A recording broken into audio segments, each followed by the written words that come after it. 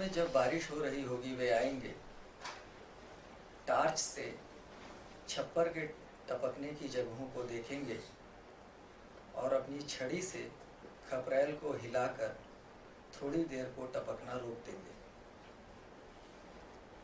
ओरी से गिरते पानी के नीचे बर्तन रखने को हम अपने बचपन में दौड़ पड़ेंगे।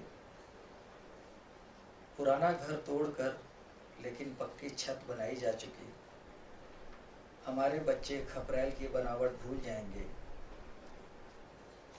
पिता को मालूम होगी एक एक शहतीर की उम्र, वे चुपचाप हिसाब जोड़ लेंगे मरम्मत का। यह बारिश की कीमत होगी जो हमारी ओर से चुपचाप वे चुकाएंगे। उनका छाता, रेनकोट और बरसाती जूता छूने की अब भी हमारी हिम्मत नहीं है। न उनके जैसा डील किसी भाई को मिला है। माँ उस सूखे रेनकोट को छू रही है, पिता आएंगे।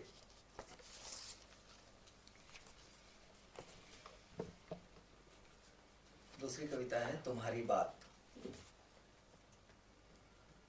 और जबकि किसी को बहला नहीं पाई है मेरी भाषा, एक शोक गीत लिखना चाहता था विदा की भाषा में, और देखो कैसे वह रस्सियों के पुल में बदल गया।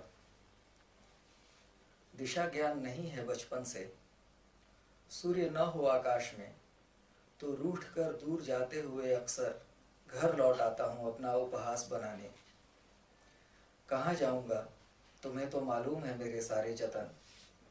इस गर्वीली मुद्रा के भीतर एक निरुपाय पशु हूँ वधस्थल को ले जाया जाता हुआ। मुट्ठी भर धूल से अधिक नहीं है मेरे आकाश का विस्तार, तुम्हें मालूम है ना। किसे मैं चांद कहता हूँ और किसको बारिश। फूलों से भरी तुम्हारी पृथ्वी के सामने क्या है मेरा छोटा सा दुख। पहले सीख लूँ एक सामाजिक भाषा में रोना, फिर तुम्हारी बात लिखूंगा।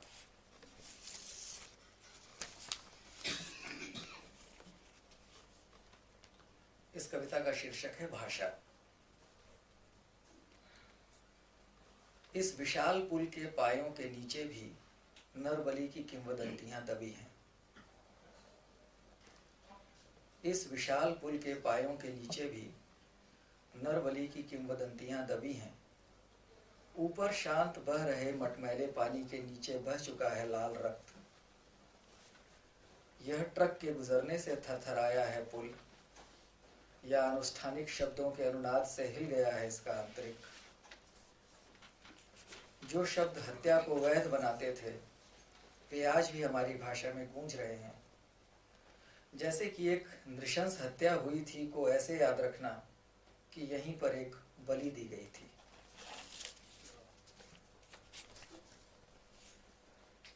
इस कविता का शीर्षक है रविवार। ये मेरे प्यारे दोस्त अविनाश हैं, उन्होंने इसकी याद दिलाई तो मैं उनके लिए इसको सुना रहा हूँ। रविवार। रविवार को देवता अलसाते हैं गुनगुनी धूप में। अपने प्रसाद के ताखे पर वे छोड़ आए हैं आज अपनी तनी हुई भ्रिकुटी और जटिल दंड विधान। नींद में मुस्कुराती किशोरी की तरह अपने मोद में है दीवार घड़ी। खुशी में चहचहा रही है घास और चाय की प्याली ने छोड़ दी है अपनी गंभीर मुख मुद्रा। कोई आवारा पहिया लुढ़कता चला जा रहा है वादियों के ढलुआ पगडंडी पर। यह खरगोश है, प्रेमिका की याद नहीं, जो दिखा था उझल हो गया रहस्यमय झाड़ियों में। यह कविता का दिन है गद्य के सप्ताह में। हम अपनी थकान को बहने देंगे एड़ियों से बाहर नींद में फैलते खून की तरह। हम चाहेंगे एक धुला हुआ कुर्ता पैजामा और थोड़ी सी मौत।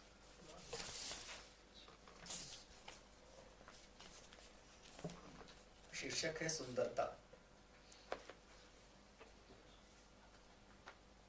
कोई चीज सुंदर और विश्वसनीय नहीं है पूरे तौर पर।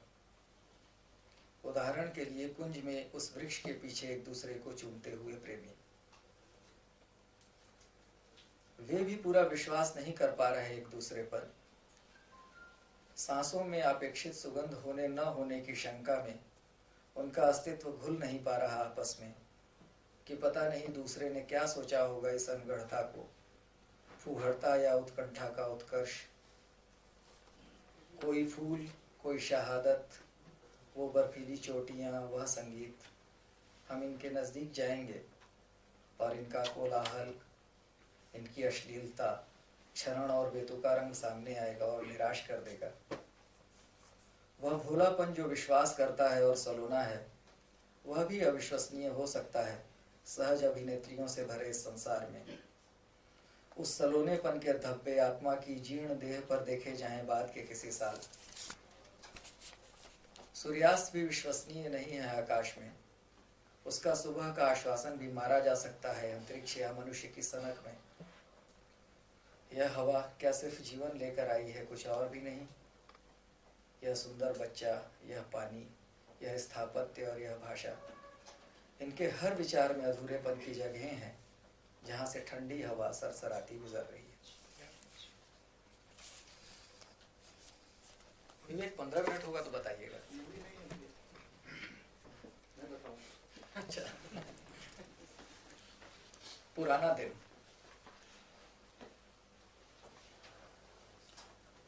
तुम वहां कैसे हो गुजरे हुए दिन और साल?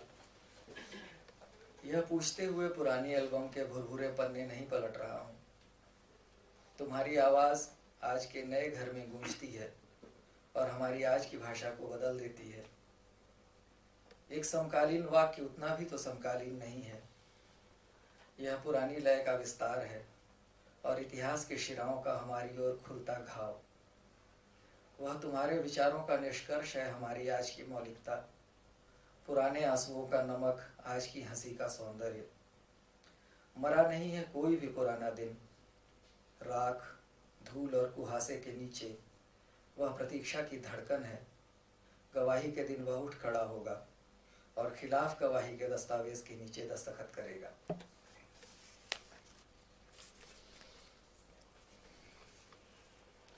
शीर्षक है आओ। कोई दिन ऐसा नहीं आएगा जिसकी धूप आज की धूप में शामिल नहीं है। आने वाले दिनों की हवा कुछ इस हवा में भी है, कुछ इस धूल में अगले बरस की धूल। ऐसे ही घंटे का अनुरणन, इसमें आगे की आराधनाओं की भी ध्वनियां हैं कि कोई किसी भविष्य के मंदिर में प्रवेश करेगा। आज की सुबह में भविष्य के पक्षी चहचहा रहे हैं। इस स्त्री की हुई कमीज में भविष्य की कलफ है। आज का भोजन करके आचार्य भविष्य की सींख से निकाल रहे हैं दांतों में फंसा दाना। इसी चांद के पास है भविष्य के प्रेमियों का उन्माद। इसी समुद्र के पास भविष्य की गर्जना है और भविष्य का नमक। यह पर्वत बहुत दिनों तक भविष्य का भी पर्वत रहेगा। हस्तरेखा शास्त्री की हथेली पर नहीं, आज की जमीन पर भविष्य की ध्वनियां और चित्र इस कविता में आओ।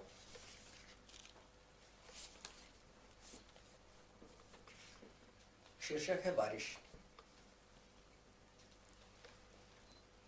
घर से निकलते ही होने लगती है वर्षा, थोड़ा बढ़ते ही मिटते जाते कीचड़ में पिछले पद चिन्ह।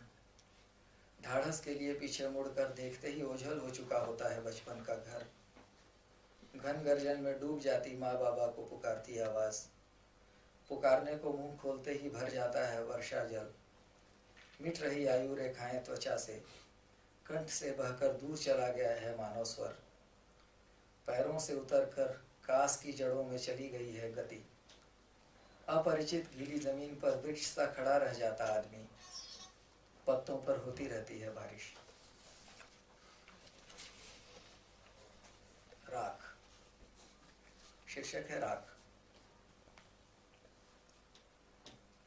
ढेर सारा कुछ भी तो नहीं जला है इन दिनों, न देह न जंगल, फिर कैसी यह राख है रोड। जागते में भर जाती बोलने के शब्दों में। किताब खोलो तो भीतर पन्ने नहीं राख। एक फुसफुसाहट में गर्क हो जाता चुंबन और जुबान पर लग जाती राख। राख के पर्दे, राख का बिस्तर, हाथ मिलाने से डर लगता दोस्त थमा न दे थोड़ी सी राख। बहुत पुरानी घटना हो गई कुएं पात तालाब का पानी देखना, अब तो उसको ढके हुए है राख।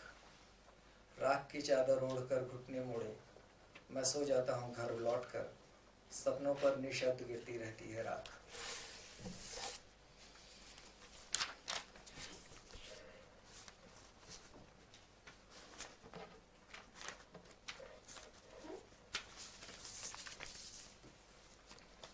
इतिवृत्त। घोड़े की पीठ पर सो लेते थे बाबा, घोड़े की पीठ पर सो लेते थे बाबा। एक बार ऐसे ही पार कर गए थे पारिवारिक किंवदंती की नदी, घोड़े की पीठ पर सोते सोते। पुजारी पिता भोर में नहीं उठ पाते थे जिस रोज, देवी को स्वप्न से उठते थे हड़बड़ाए। देवी ने लात मारकर जगाया कहते, फिर उस पदाघात को प्रणाम करते अमूर्त दिशा में। चाचा को बस में बैठते ही नींद आ जाती थी, चौंक चौंक उठते थे सपने की दुर्घटना में। थोड़ी देर में पहचानते थे अपना आसपास। माँ गुड़ी मुड़ी होकर सो रही है रसोई के ही फर्श पर, कभी सोती है पूजा घर में। भाई सपने में अक्सर डांटता है किसी को, पहले कहाँ सोता था मेरे पेट पर घुटना टिकाए बगैर। कहानी या अपने रुदन के विस्तार में ही सोता है मेरा बेटा। अधूरे कामों के टुकड़ा टुकड़ा वाक्यों में डूब रही है पत्नी, अपनी थकन में सोने से ठीक पहले। तो ऐसे में क्या कहा जा सकता है अपने सोने और जागने की आदतों के बारे में? एक और 3-4 है तो चुनना पड़ेगा। एक ये प्रोज में मैंने लिखा है, शेर दागना नाम है जी। शेर दागना। फिरोज अख्तर फिरोज या किसी गांव के तखल्लुस वाले शायर दोपहर जब आए तो खासे प्यासे थे, लेकिन पानी का गिलास हाथ आते ही उन्होंने शेर दाग दिया, जो मेरे कान को छूता गुजरा और मेरे पुराने घर की दीवार की पलस्तर में जा धंसा, जहां से थोड़ी रेत और सीमेंट भुरभुराकर झर गई। दाग न मिलने पर और एक शेर सुनाया, जो मेरी नासमझी की दीवार से टकराकर थोड़ा और पलस्तर गिरा गया। थोड़ी देर में तो कमरा चांदमारी का मैदान हो गया था और आने वाले लोग थे कि चारों ओर आदिवासियों की तरह मरे पड़े थे, और शेर थे कि क्लाशनिकोव की मैगजीन हुए जा रहे थे। अंत में अपनी शेरवानी, टोपी और अपना दीवान समेट कर जब वो चौकी से उठे तो उन्होंने क्षेत्रीय बोली में तंबाकू मांगा। धन्यवाद।